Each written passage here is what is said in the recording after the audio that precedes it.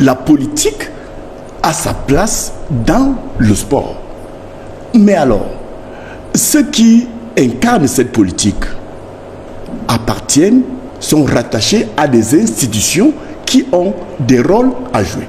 Mais revenons sur cette histoire de joueurs qui viennent nuitamment lire des communiqués. Faut-il rappeler aux uns, pour ceux qui le savent déjà, et le dire à ceux qui ne le savent pas, que le joueur, dans une équipe de football, son rôle, c'est d'entrer sur le terrain et de jouer quand il est appelé par l'entraîneur à le faire.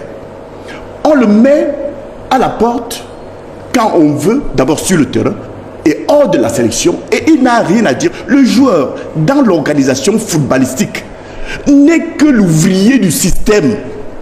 J'ai envie de dire, et là je parle avec l'autorité du président du club depuis bientôt 30 ans que je suis. Le joueur n'a rien à dire. Alors rien. Il n'appartient pas au joueur de choisir son entraîneur. Mais quel scandale. Dans ce cas, il se choisirait lui-même. Il n'appartient pas à un joueur de décider de qui doit jouer. Non. Ce serait également une autre ingérence. Son rôle, c'est de jouer. Revenons à l'ingérence du politique. On semble parfois applaudir. J'ai entendu tout à l'heure mon jeune frère Atanamanda semblait Aristide Manda, il semble un nom qui ressemble à l'autre qui est aussi un frère que je salue d'ailleurs en passant. D'accord. On nous prend souvent cela en exemple pour le glorifier. Le président Biya en 1990, c'est grâce à son ingérence dans l'équipe nationale en imposant Roger Mila que nous avons eu les résultats que nous avons connus à cette époque-là. Permettez-moi de vous dire que, en parlant d'une petite histoire, c'est ce patron qui devait prendre l'avion un jour. Et tôt le matin, au moment où il va aller à l'aéroport, son gardien de nuit lui dit: patron, j'ai fait un mauvais rêve. Si vous prenez cet avion, un malheur va vous arriver. Et le patron n'a pas pris l'avion. Et l'avion en question a craché. Vous savez ce qui s'est passé? Le patron a licencié son gardien de nuit qui lui avait pourtant sauvé la vie. Pourquoi? Parce que le gardien avait dormi. Il n'appartient pas au président de la République de prendre son stylo, son micro, de prendre seulement la parole pour dire j'impose tel joueur. Non, ce n'est pas de sa mission. Même si cela nous a conduit au bonheur que nous avons connu jusque-là. Non. Le président de la République a des missions qui lui sont dévolues par la Constitution et plein d'autres normes juridiques, mais il ne lui appartient pas de choisir en lieu et place de l'entraîneur sélectionneur celui qui doit faire partie de l'équipe qui va jouer sur le terrain. Ce que nous disons, pour élargir encore le propos, c'est que pour que les choses se passent bien, il n'appartient pas à un ministre en charge des sports représentant l'institution étatique de choisir un entraîneur comme nous l'avons vu. C'est bien beau. J'ai envie d'applaudir quand j'entends le discours de paix du grand défenseur du ministère en charge des sports qui est sur ce plateau. Mais il faut qu'il sache et qu'il ait l'honnêteté de le dire aux téléspectateurs et à nous aussi que cette paix vous a été imposée. Heureusement, parce que vous étiez sur le chantier, sur le sentier de la guerre. Et je crois d'ailleurs que la hache de guerre, au ministère, on continue à la voir, peut-être cachée dans le dos de votre ministère.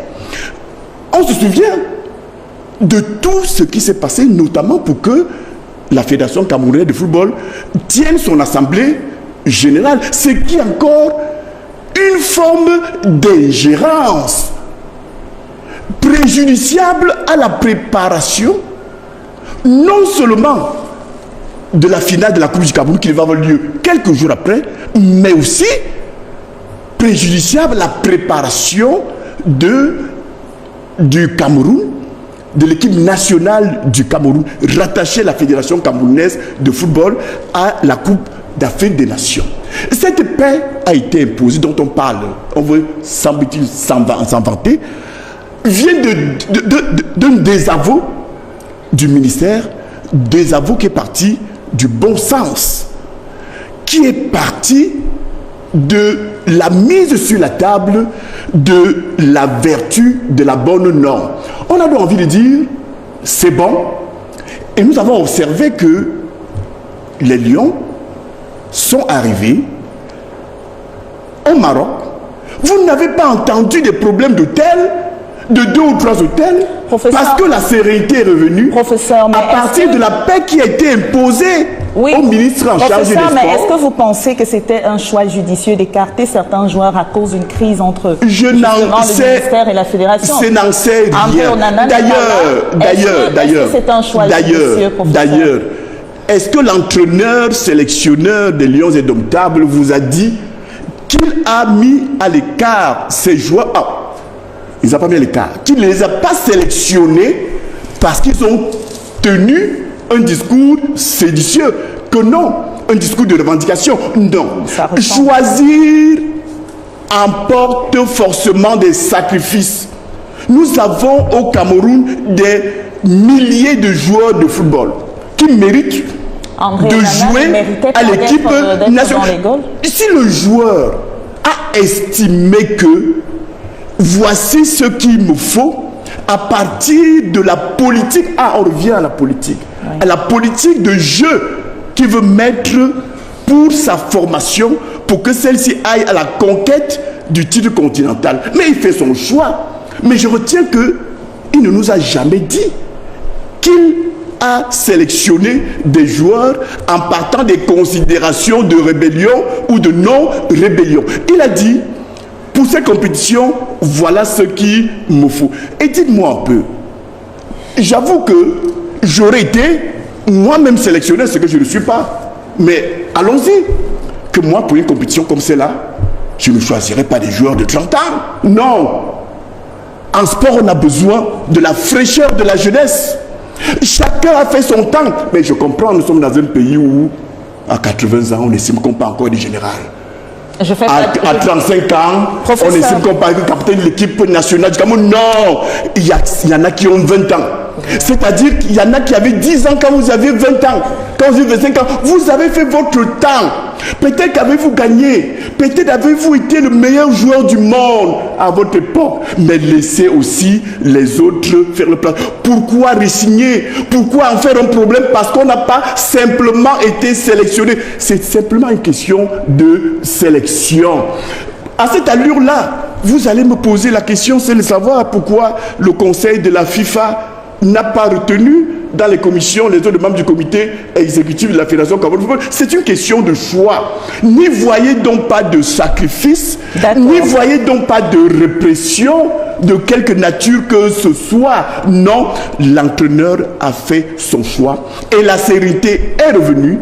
Vous n'entendez pas de bruit de botte de ce côté-là. Il n'y a pas 2, 3 hôtels. Il n'y a pas à se chamailler sur le car qu'on doit emprunter pour partir de l'aéroport. Et c'est cette sérénité que nous voulons. Et c'est pour ça, une fois de plus, je salue le retour de la paix. Cette paix que nous voulons. Mais c'est une paix dans le respect de la bonne norme. Professeur, j'ai évoqué tout à l'heure.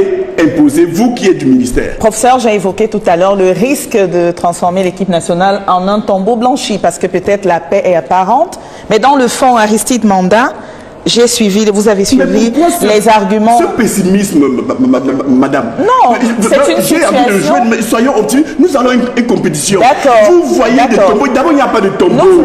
L'équipe nationale n'est pas un tombeau. L'équipe nationale vit.